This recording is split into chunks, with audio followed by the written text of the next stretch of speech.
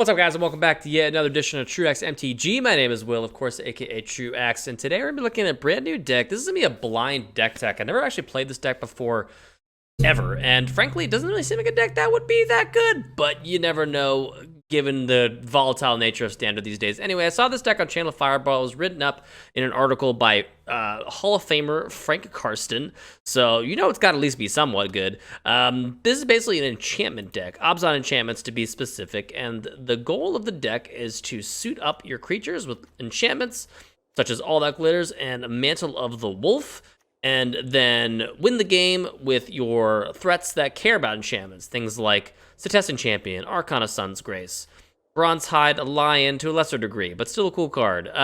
Hateful Eidolon goes really well with your Mocha's favor, blah blah blah. We'll go over the deck a little bit more in detail in just a second.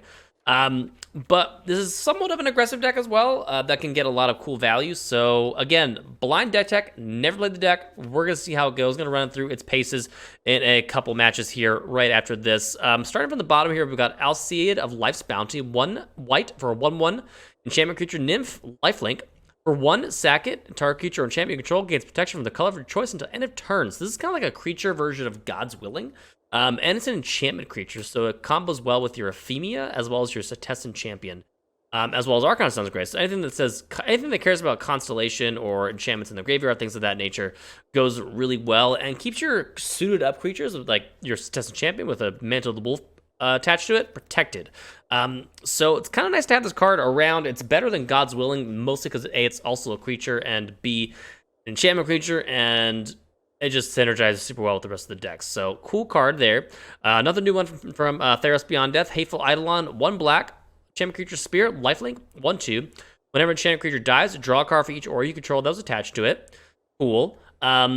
Here's why this is even really cool, because it also cares about your opponent's creatures. So moving on to the next one, we'll see why that matters. And then for your own stuff, your creatures that die, if they're enchanted, at least get to draw a card for that creature. So it kind of replaces itself, sort of diminishes some of the drawback of playing enchantments, because traditionally, aura strategies lose super hard to things like removal, sweeper effects, all that stuff.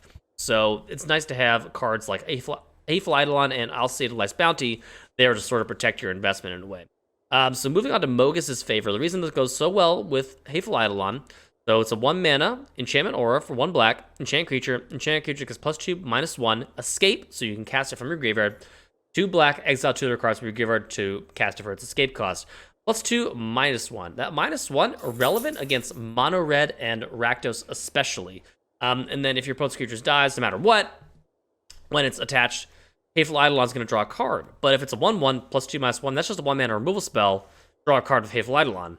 These kind of go hand in hand together. So nice little inclusion there. I really like that. Also, it is an enchantment that if you place it on a creature that doesn't necessarily die right away, it still gets counted towards All That Glitters. So 1 and a white, enchantment aura, enchanted creature gets +1/+1 for each artifact and or enchantment you control. So this is kind of like your ethereal armor of the set. It's not as efficient or as powerful, but it's does more or less the same thing. A pretty sweet one, and it's probably going to be the best thing we have going outside of Mantle of the Wolf as far as enchantments go.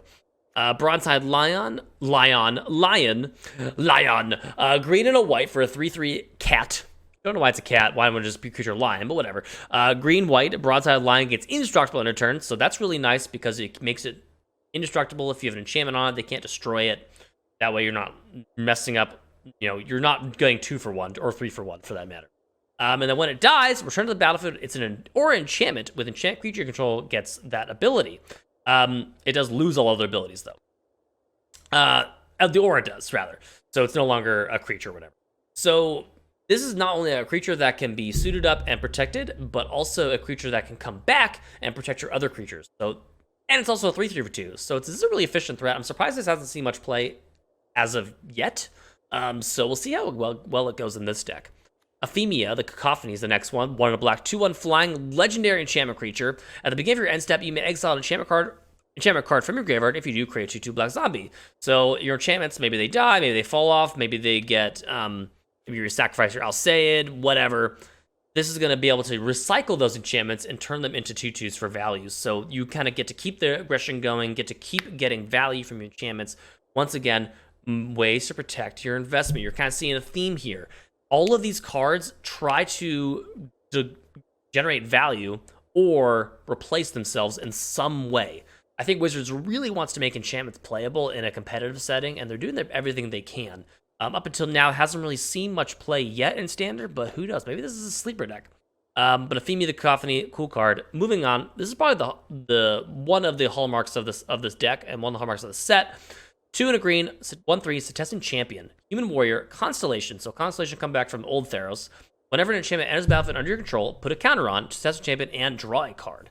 So keeping the cards flowing, it gets bigger with your enchantments, all that glitters, etc. This is a sweet one. It's the centerpiece of the deck. It's your 3-drop.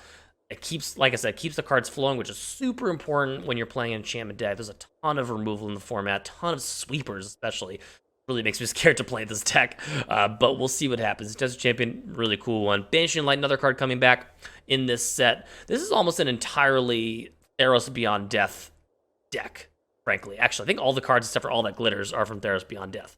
But anyway, Banishing Light. This is an Oblivion Ring, basically. When it enters the battlefield, exile target non-land permanent opponent controls into Banishing Light. These are battlefields. There's your interaction. This deck is super light interaction, as you can see, and a couple of copies in here to give you a little bit of strength against things like planeswalkers, pesky creatures, other types of permanents. This deals with whatever you need. So Banishing Light, really cool one, and also synergizes with your Setessan Champion, draws you an extra card. If they remove it, Ephemia makes into a zombie, all that good stuff. Gets counter for all the glitters. Sweet one. Finally, at the top of the curve, you have Archon of Sun's Grace, 2 white, 3/4 flying lifelink.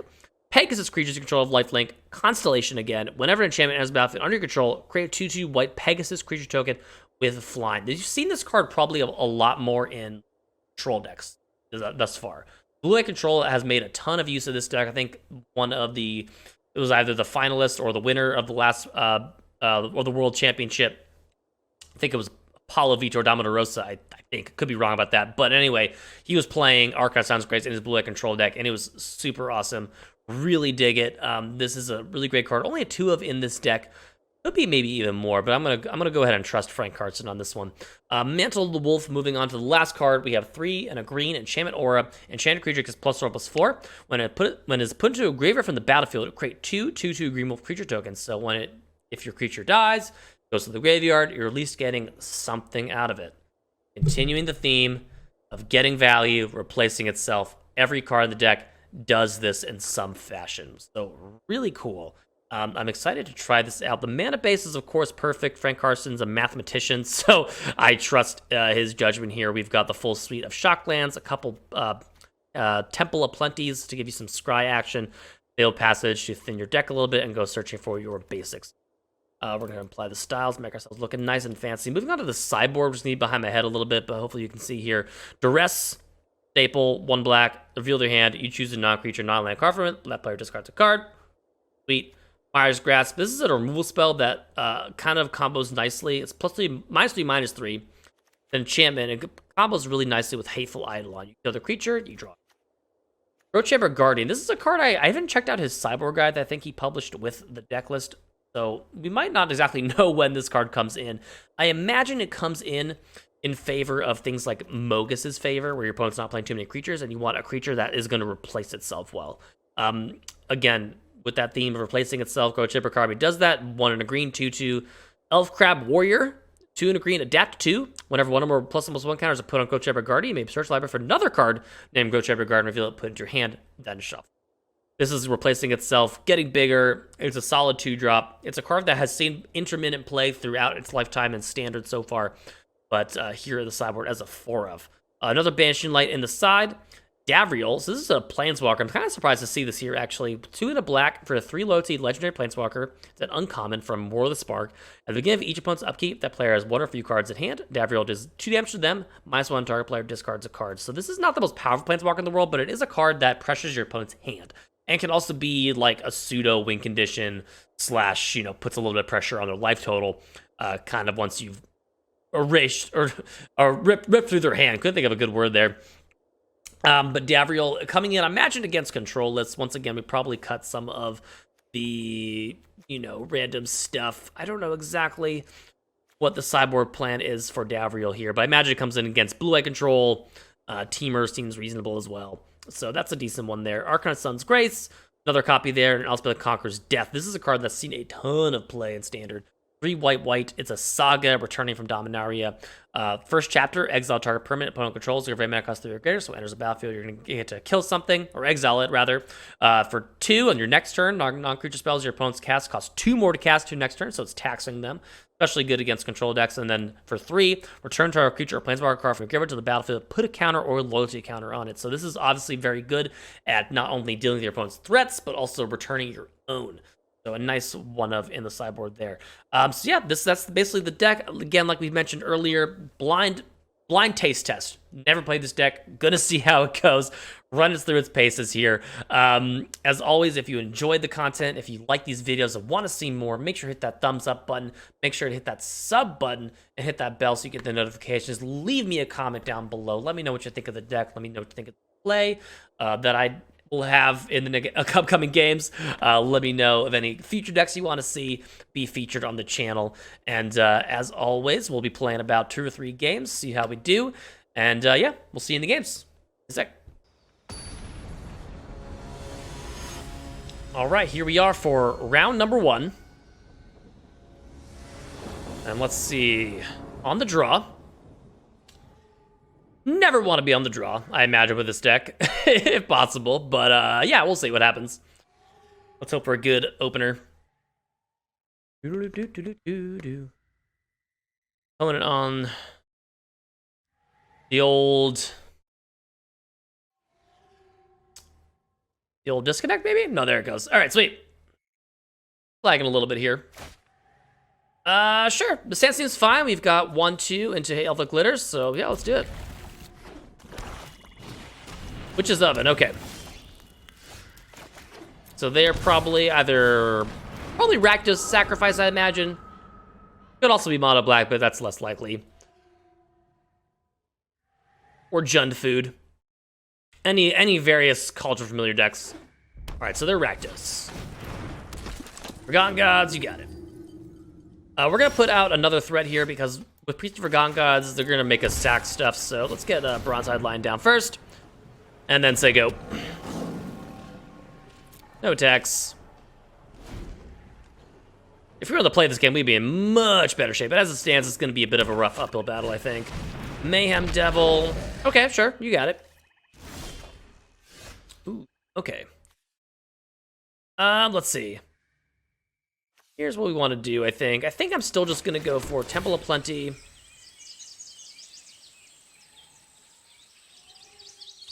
So I kind of want to get this Arcana Sun's Grace down next turn if I can. We'll bottom this Hateful Eidolon for now, although it is a good enchantment to pair with the Archon to follow up. Gonna go for all that glitters on my Bronze-Eyed, and I'm gonna swing. Put him down to 15.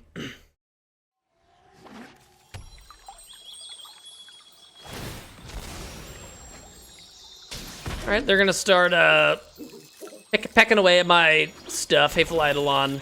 Probably gonna bite the dust this turn once they get the Mayhem Devil down. Or that Mayhem Devil going, I should say. Oh no. Wow, this is an absolute blowout. Absolute blowout of a turn, really. Gross. So yeah, we'll be taking minimum 7 damage. Oh, they're gonna attack with the Priest as well. Oh no, they're gonna leave it back. No, they're gonna send it. No, they're gonna keep it back. They're gonna send it. Okay, opponent finally figured out what they wanted to do. And then the Witch's Oven sack the Bronze-Eyed. And what sucks is that gonna, wait, is that gonna come back on their creature? Oh no. Do they get the benefit of this? Oh my god, they do. Wow, that's absolutely disgusting. They can't activate it, of course, but it's still pretty nasty. Well, I'm gonna play the Archon and just hope we don't die, I guess. Yeah. Not much else we can really do.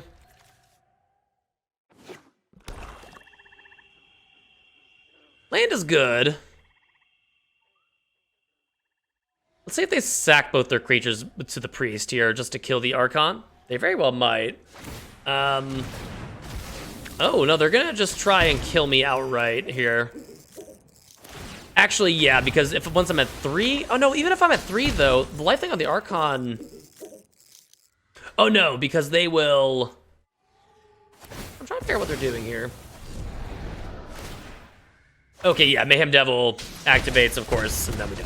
Yep, okay. Going to game number 2. Wow, they had a really absurd turn there. Okay, let's see. We definitely want... I imagine these Mogus's favors aren't amazing. They don't really have that many targets for us outside of the Cauldron Familiar. So we're gonna maybe ice that. Bring in these guys.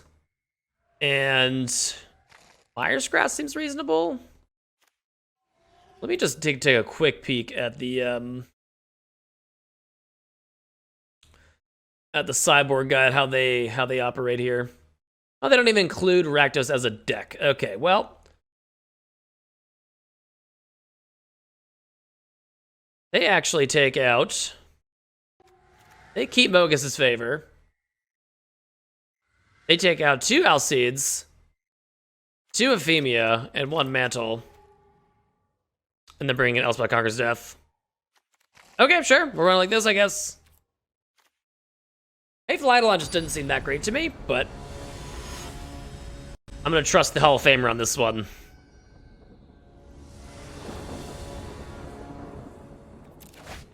Oof. All right, well, off to a... Okay. Great, yeah, that's... I mean, we don't get to play Magic this game. That's unfortunate. Had a reasonable draw in game 1, but, yeah, if we can't, Oh, okay, yeah. Well, that's just unreasonable. Arena Shuffler coming in hot there with the old, Mulda 4 or 3 even. All right, fair enough. We'll see you guys in round number 2. Let's see if we can actually play some games. All right, we're up against Lady Luck. Let's hope Lady Luck's on our side, though. And so here we go. Play first. All right, that's a better keep. That's a hand we can actually hold on to here. Overgrown, say go.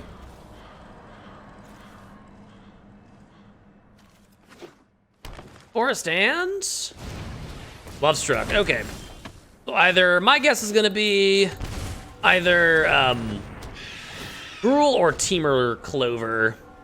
We'll see.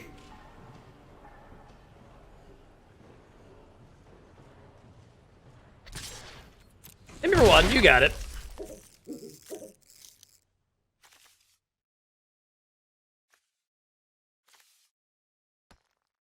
Ooh, do they not have a second land?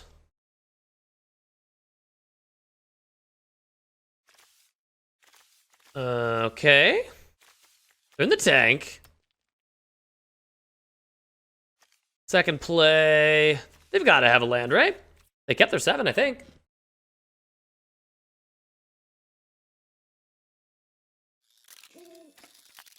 Play with my little owl for a second here. There we go. Okay, so Island, say go. Don't know what they could have. I'm just gonna swing for 2 to start off.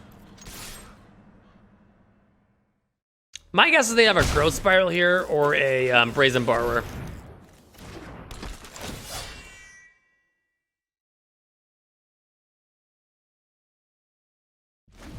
Okay, nothing doing.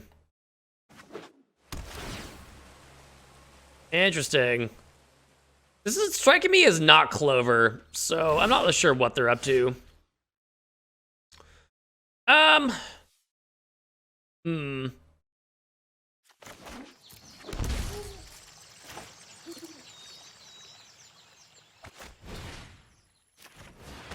gonna put it here, assuming that they have Borrower. Yep, there it is. So they didn't want to play it last turn for some reason. That's okay. I'm gonna play Euphemia because at her end step we'll get to draw, or get to make a zombie, and then I'm gonna swing with the Stesson.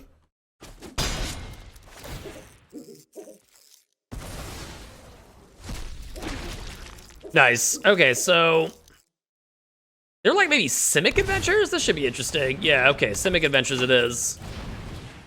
And they get love struck down. You got it. Draw a card. No problem. Ooh. If that's the case, let's do this. All the glitters here. Draw a card. Vanishing Light. I'm gonna kill the edge wall. They can't keep drawing cards. Perfect. And I'm gonna swing for 5 in the air. No zombies to make. Say go. Okay, there's their next edge wall. The art teamer, they just had a awkward mana or something. Okay. Let's see. Well, I'm gonna get to swinging, see what they do. Just gonna chump, I guess.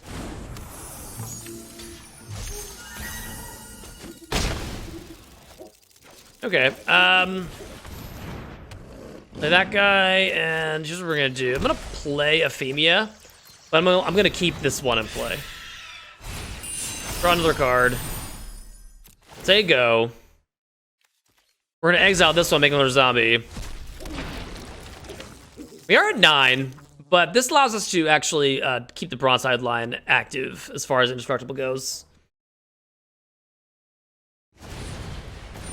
All right, bounce Euphemia, you got it. That's another card draw for us.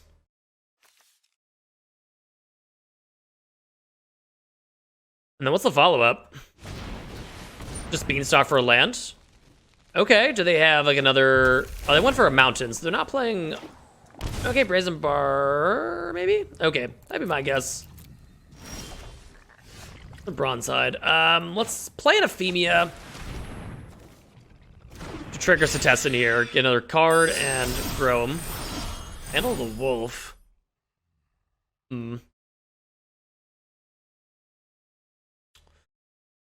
Okay. Let's start by swinging.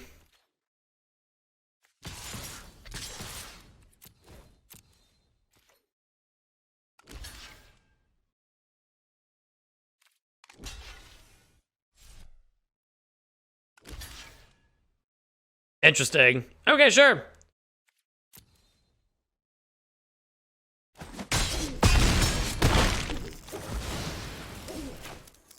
Let's go for Bronzehide.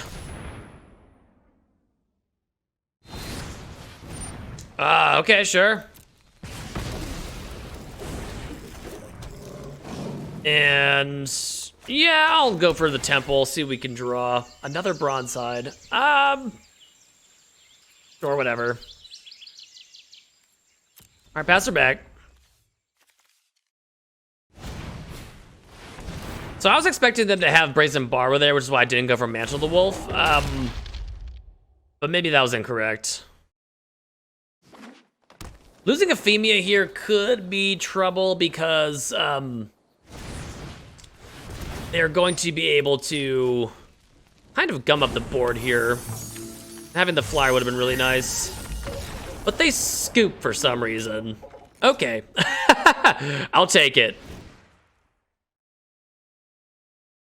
Great. Let's see. How does Mr. Franklin sideboard?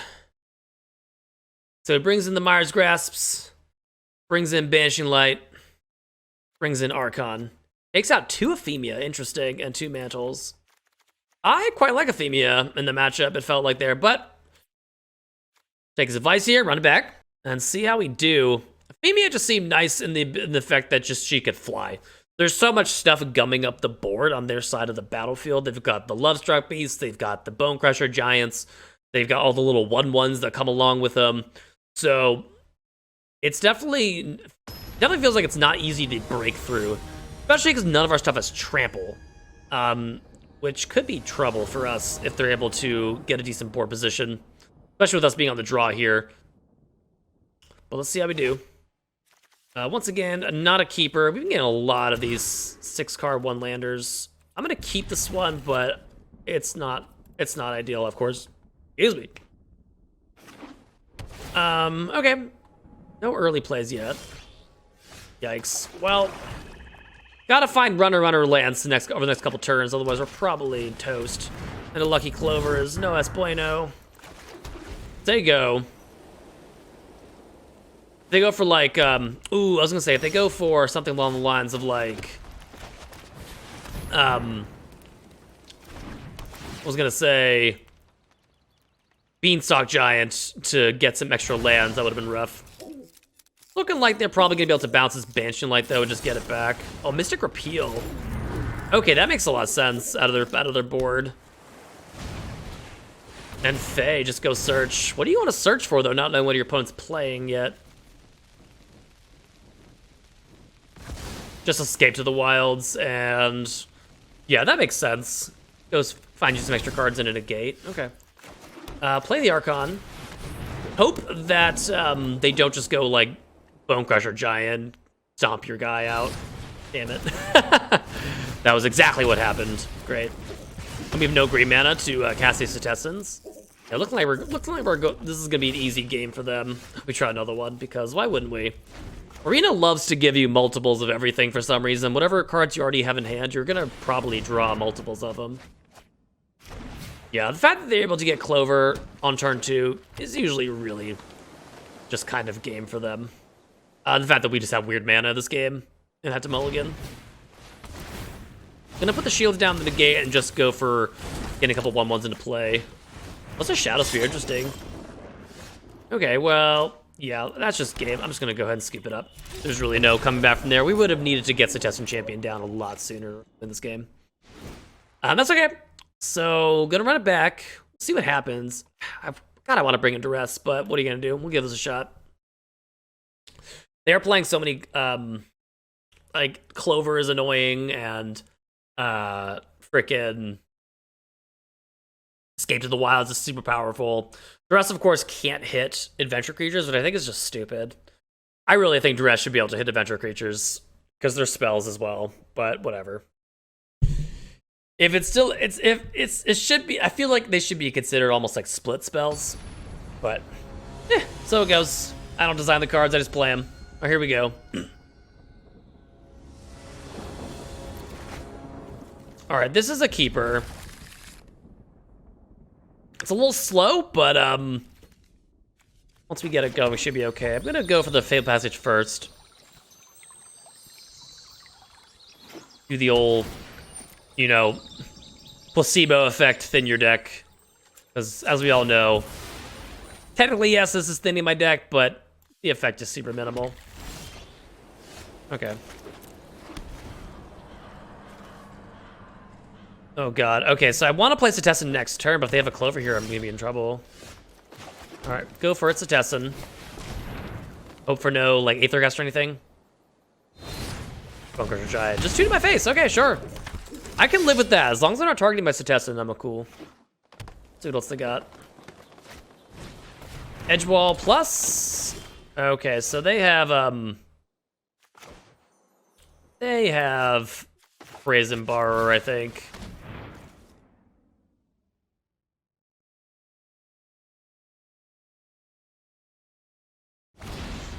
Yep, and they bounce. Kill the Edgewall, though. Not all is lost, and replace Cetessan.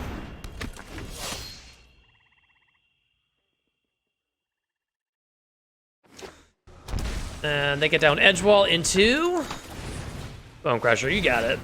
Draw a card. All right. Let's see. We could either go. What we could do, actually, I kind of like this play. So let's go Vanishing Light on the Edgewall. We grow, we draw. All that glitters. Draw a card. Link 5.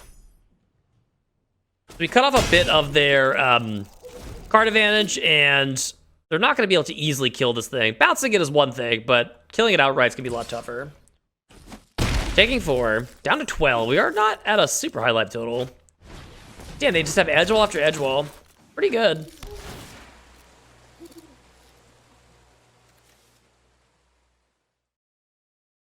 They top. Then what's the follow-up here? Nothing. Okay. Gonna do this again. Or they play it outright just to get a card draw.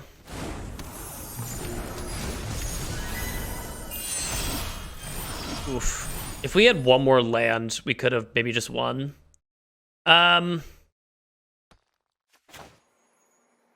Let's go for Mantle.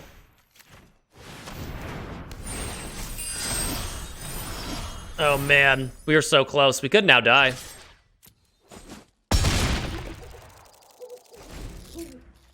Actually, no, we played a land already, so it didn't matter. But this is 7. Who knows what happens next? Just taking 3. Okay, that's good.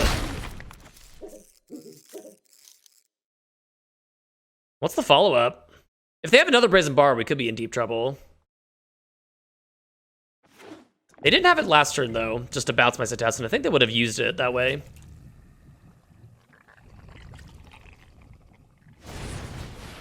Beanstalk goes and find a land, okay.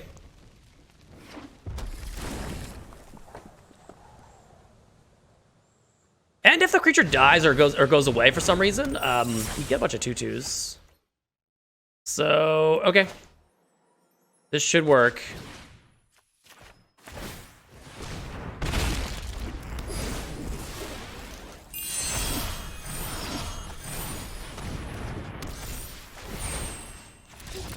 GG! Woo! We got there. All right, kind of got a little lucky there to not get hit by like another Brazen Bar or something. They usually always have the second or third petty theft when you don't want them to have it. But was able to pull it out, so sweet. Got there. We'll run one more game. We're just about over half an hour from this video, I think. Let's start back. BRB.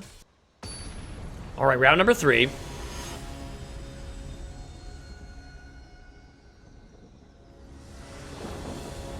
On the draw. It feels like, again, like we said earlier, a deck that really just wants to be on the play almost every time. We'll keep this hand. Obviously, we can play a bunch of stuff, but we need to draw like runner lands in order to close it out, I'd imagine. Temple of Mystery. Probably the most played card in Standard at this point. We'll go with Temple Garden first. Not that it matters. We're gonna probably have to pay 2 mana next turn anyway. Let's just go for Ephemia, but I think we'll go Bronzeside first.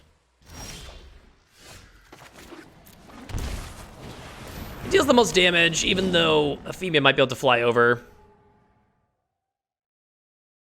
whatever they go for next. Hopefully, it's like just Euro, and that way they're not getting too much forward progress, although that could set them up for like a miss on the following turn. Never mind, there's something else. They're certainly not, I don't know if they're Clover. They might be like Reclamation.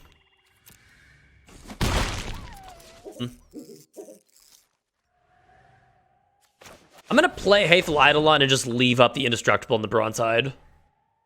If they're Reclamation, they could have something along the lines of the deal 4 damage to all creatures ability or card. So we want to keep our Bronzeside line in play if we can.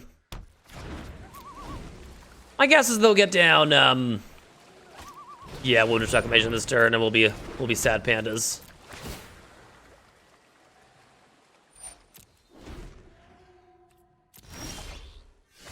Okay. If I go for Alseid, we are putting the shields down on Bronzeside, but I think that's okay.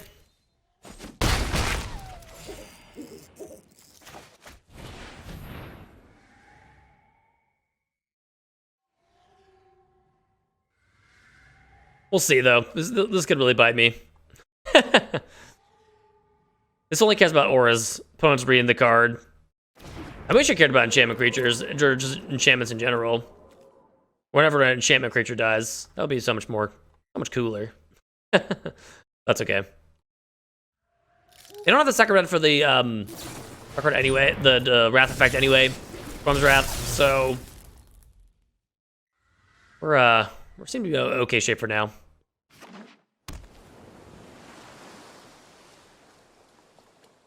See what they're able to do here. Lame sweep.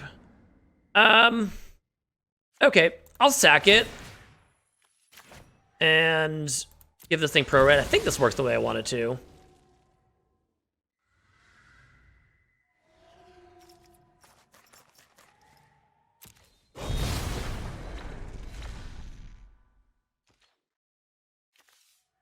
Could have been worse. They'll do their shenaniganry with the Wilderness Reclamation. Lets them essentially use all their mana twice.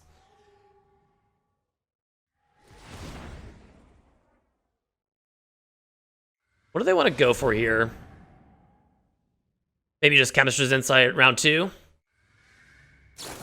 Yep. Okay, that makes sense. Pitching a land, drawing 2. You got it. The Tessin Champion's interesting. I'm just gonna swing. We really need to find lands, though. Finding lands would be key.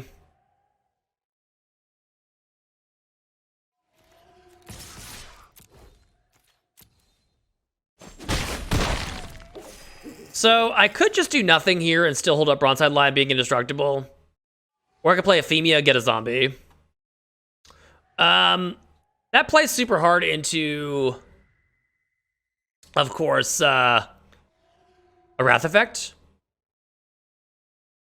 But I feel like if I don't put on forward pressure, we could just lose. I am a little scared of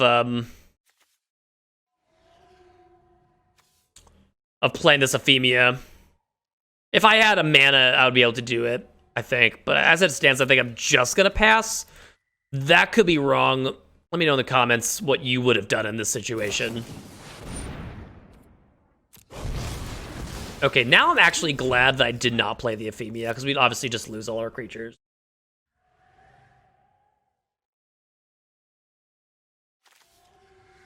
Maybe they're playing more Flame Sweeps than Storm's Wrath these days? I don't know. Alright, well that's a lot of mana they're gonna have. Let's see what they do with it.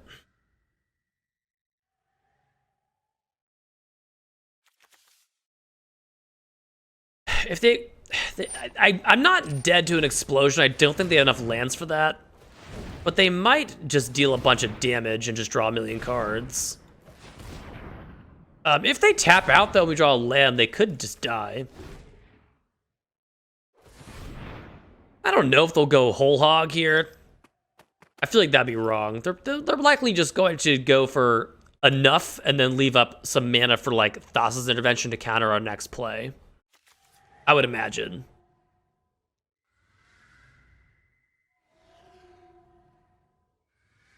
Well, let's see.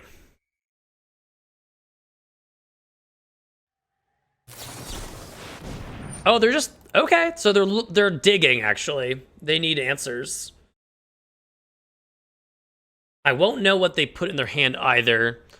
This is like a mini dig through time for them. Pretty sweet. Okay, my turn.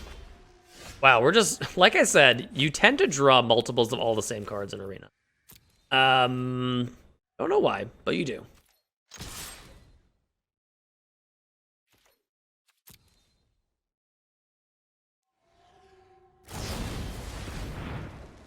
Okay, sure. Bounce that. I think for that reason, I am going to play Ephemia instead of Bronzeside, because this is multiple threats. Because we do get a zombie. Of course, this is obviously more susceptible to Wrath, like we've been talking about, but worst case scenario, they don't have a third Flame Sweep, I guess, would be the worst case scenario. It almost feels like they do. No, just go with the Borrower. Okay. Fortunately, Borrower cannot block, so we'll see what they end up doing here.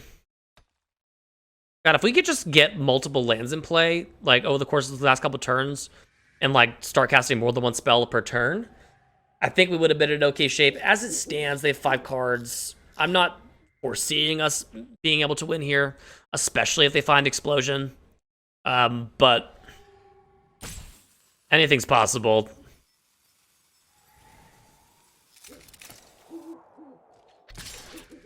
Yep, taking 3. I'm not gonna go. Well, do we block? I think I just take it for now. Again, I don't think I have enough. They don't have enough, quite enough mana to explosion me to death. It costs 4 plus X to do that. So I don't think they have 17 damage worth. And I'd rather keep all my threats in play if I can. Oh wow, they're going. Well, that might actually do the trick. Third Village Reclamation might do the trick. So let's see. That's gonna be a real bummer. Watch it be like we go to -2 and like that block would have saved me. I didn't play around third Reclamation, but like we said, Arena tends to draw you multiples of the same card regularly. In ways that I've never seen in paper. It's inexplicable to me. I'm not a shuffler truther, but it definitely does weird shit sometimes. Yeah, this might be just enough. That's right now, that's 13. Yeah, that's more than enough if they have it.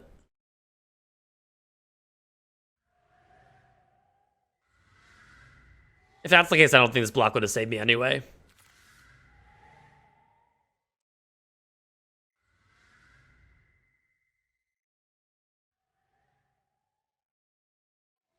Let's see if they make a mistake. Maybe they make a mistake. No, they got it for 20. A block there would have just put me to -1 no matter what.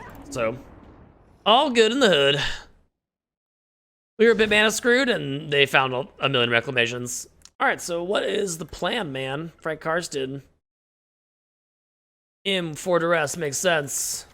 In 2 Davriel. In Banishing Light. In Conquer's Death.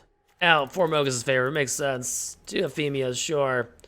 And 2 Archons, interesting. I guess they're a little slow to come down, so that makes some amount of sense.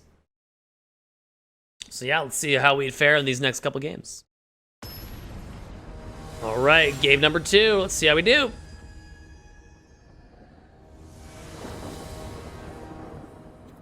On the play, and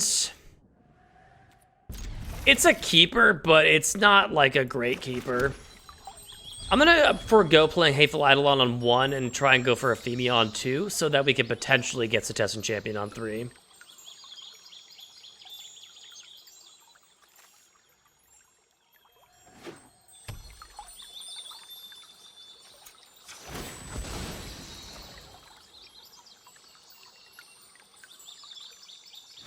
Go for Plains.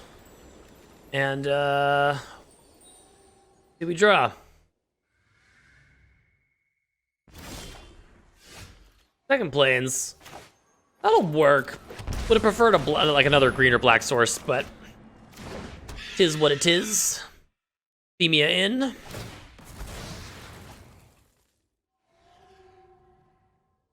Of course, we do have to be mindful of Flame Sweep. Setessan Champion survives it, but these guys won't. I guess that's probably why. Probably why they cut some of the Ephemias and stuff like that. All right, gonna swing for 2, see what happens. My guess is they bring in a lot of stuff like Aether Gust and maybe even the Scorching Dragonfire. Raise and Borrow to bounce. Okay, sure. Gives them a little bit more longevity here. Goes for €1. Okay, sure. I would love to draw a black source or a green source on my draw step here so I can go Setessan into Hateful. Draw a card.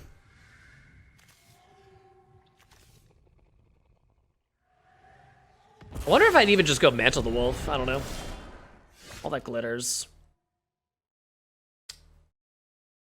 You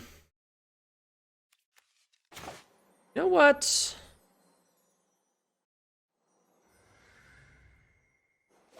Let's get a little aggressive here. Instead of giving them the time, I think I'd rather just start chunking them here.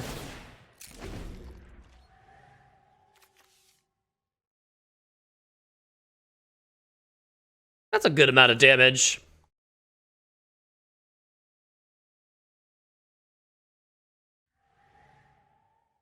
And hopefully the follow-up isn't too bad. We'll see.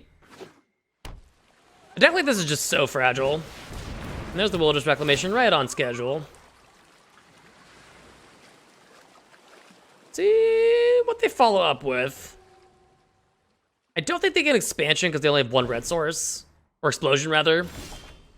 But anything else could happen here. Great. Well, let's just go to combat. I guess Zephemia will die here. Or get bounced or something. Yep. Because why wouldn't they? Okay, you got it. I'm gonna go for banishing on the wilderness. Or try to.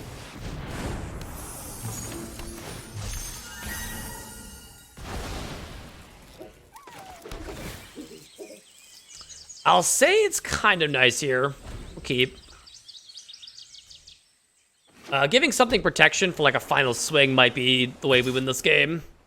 They only have 2 cards in the yard, so Euro's not coming down quite yet. That's good. Let's start with a swing. Gonna go for Cetessin. And the Alcide.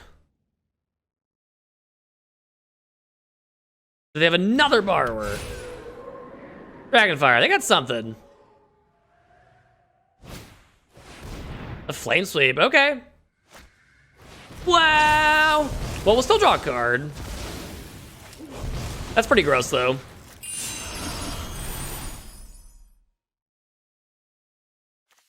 Four cards in the yard. Still not quite enough for Euro. But once Euro comes down, it is a little scary. Taking 3. Just 1 card left. Okay. Let's see. I'm gonna go for... Yeah, let's go for Ephemia. And then Bronze Headline, I think. We'll probably wind up trading with one of these Brazen Borrowers. Well, I don't really want to necessarily let them pass this Euro. Doesn't really matter, I don't think.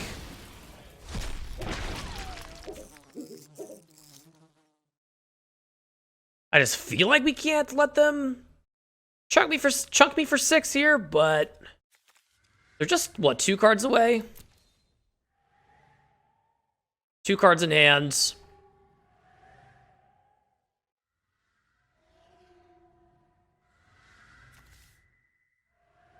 Once again, kind of just getting mana screwed here a little bit. Not really able to have too many efficient turns. I'm gonna this seems crazy, but I'm gonna delay. I'm gonna try and delay the Euro. We could, of course, just now die to an expansion or something.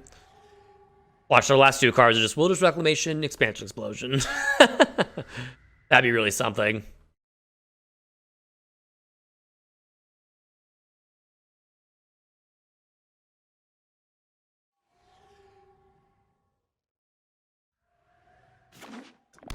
Land. Okay. And what else?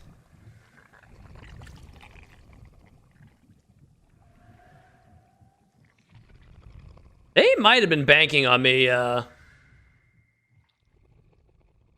trading.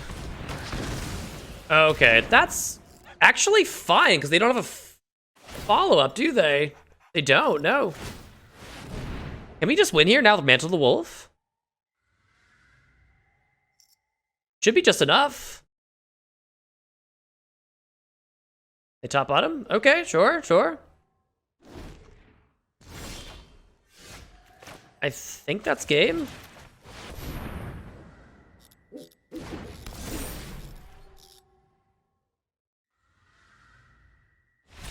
Wow! Holy crap. Crazy game there. That was sweet. Kind of just getting there by the skin of our teeth. Alrighty, yeah, we're just not gonna make any changes here. Just run it back. Crazy stuff. course, being on the draw gonna be a lot worse for us, but that felt like a good win. I don't know. I'll take it. Even if we don't lose this match, if we lose this match, I should say, you know, I'm cool with that victory there. So this is an interesting hand in that we, after Hateful Eidolon, we're not really putting any forward pressure. I think I mulligan. Yeah, that's better. Not by much, but it is better.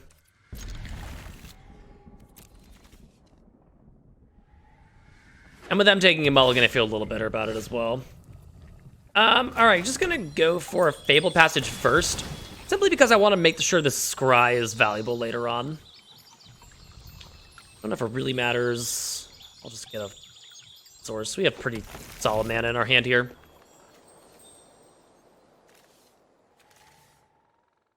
Hopefully their hand is just trash. Looks like it's not, though.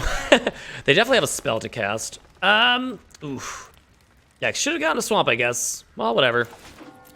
Night Broadside, assuming it's just gonna get hit with the old Brazen Borrower, because they always have it. For what it's worth, on the following turn, we can actually, well, they broke a Spiral, okay. That's actually not great for me, because this lets them accelerate into Wilderness Reclamation a lot faster. But, maybe, just maybe they don't have it. Ooh, they actually got a little stuck. Okay. Okay, things are happening. I'm gonna go ahead and swing first. Then cast Duress. Or they might Thassa's Intervention this, or like negate or something. Oof. Wow. Wow. Okay, so they had it regardless. Since we can't really keep them off Reclamation, I wonder if it's just better to just... Well, actually, no. No. I was thinking... Okay, so here's what I was thinking. If we take a Reclamation, we could potentially Banishing like the other one, but they'll be able to counter it. I think I just try to take their counter spells here. And pass it back. Because if I go for... We have Banishing Light if we really need to deal with both of these. And if I go for just a Wilderness Reclamation and they do find the land, play Wilderness Reclamation, and then they're able to hold a counter spell, it's a lot worse for me, I think. Okay, so they found the land. Because now we can Banishing Light their Reclamation without too much craziness happening to me. And they drew a land, so... Could be worse. Their hand itself right now is not great, and we know all the contents. Oof, we could just chunk them.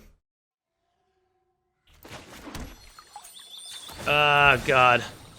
Did we just chunk them?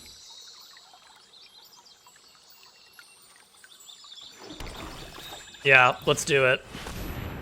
Their hand is really bad. This is a 7/7.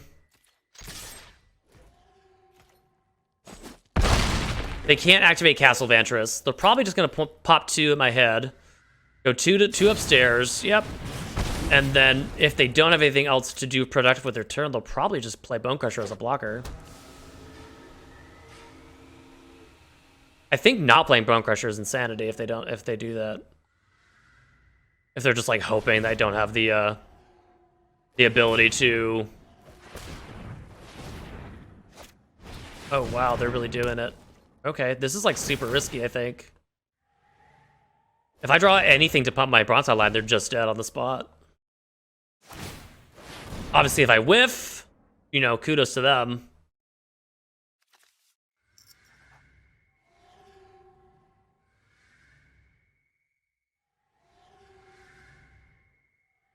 They topped and bottomed. That's a little scary.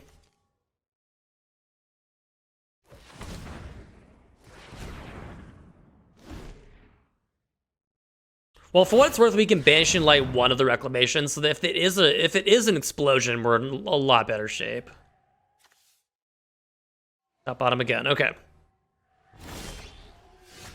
Okay.